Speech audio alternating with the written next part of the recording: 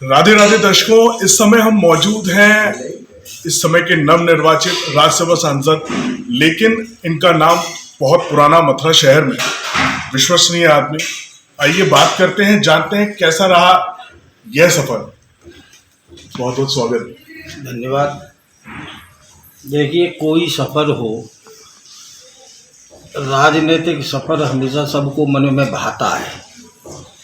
मैं यहाँ 4 चुनाव लोकसभा के लड़ा, 96 से और 2004 तक। 3 चुनाव मुझे जनता ने जिताए और हैट्रिक भी लगी, लगातार 3 चुनाव में जीता था। चौथा चुनाव मैं यहाँ से पराजित हो गया था, उसमें मानवेंद्र सिंह जी हुए थे। उसके बाद लगभग 20 साल हो गए और 20 साल के अंदर पार्टी ने मुझे कभी खाली नहीं छोड़ा।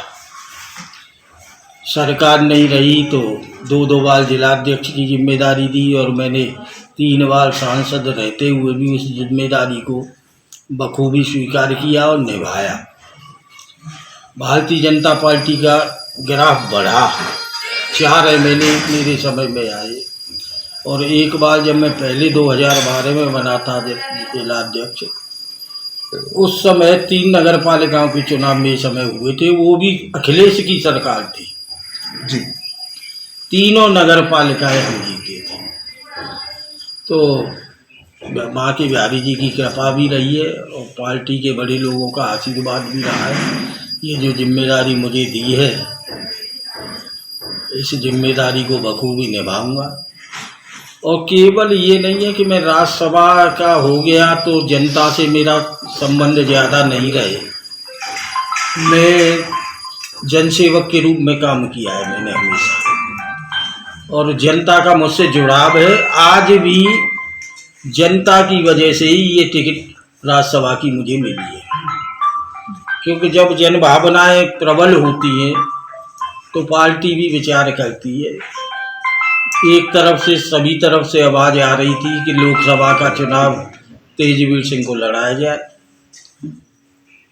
लेकिन हेमा जी जो 2 बार से थी, उन्हें फिर पार्टी ने निर्देश दिया और मुझे राज्यसभा में भेजने का काम किया।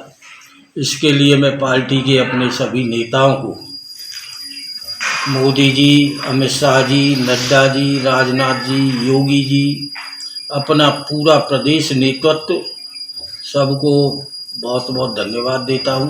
उन्होंने मुझ जैसे कार्यकर्ता को ये सौभाग्य दिया राज्यसभा में पहुँचने का, और उम्मीद करता हूँ कि जिस उद्देश्य से पार्टी ने मुझे ये जिम्मेदारी सौंपी है, मैं इसका सही रूप में निर्वहन करूँगा।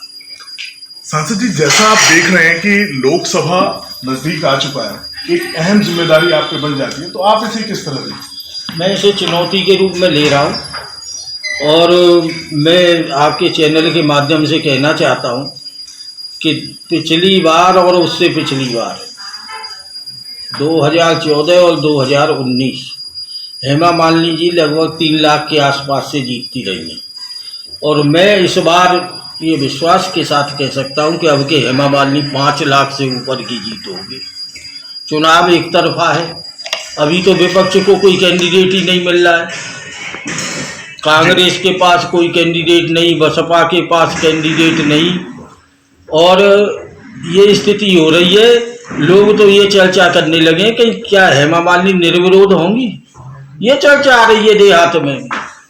तो 5 लाख से ऊपर की जीत होगी, क्योंकि उसका कारण भी है, यहाँ या तो भारतीय जनता पार्टी की विजय पताका लहराती है या थोड़ा बहुत असर जो था वो जयंत चौधरी का रहा। अब उस स्थिति में जब एनडीए का हिस्सा बन गए राष्ट्रीय लोकदल, तो अब रह क्या जाता है? मथुरा में तो मेरे ख्याल से कुछ रह नहीं जाता। तो निश्चित रूप से हम 5 लाख से जीतेंगे।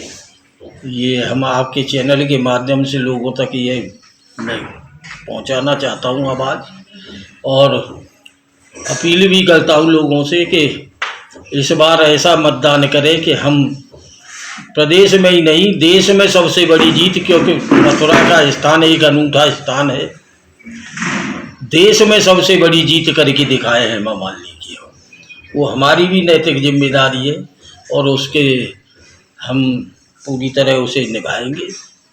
मैं होली का पावन पर्व आ रहा है, बरसाना और नंदगांव की होली हो चुकी है, कल जन्मभूमि और वृंदावन में भी थी। होली का आनंद हम भी ले रहे हैं, आप लोग भी ले रहे हैं, सभी ब्रजवासी ले रहे। मैं इस पावन पर्व पर सभी ब्रजवासियों को, प्रदेशवासियों को, देशवासियों को जो श्रद्धालु बाहर से आते हैं, होली की विशेष शुभकामनाएं देता हूँ।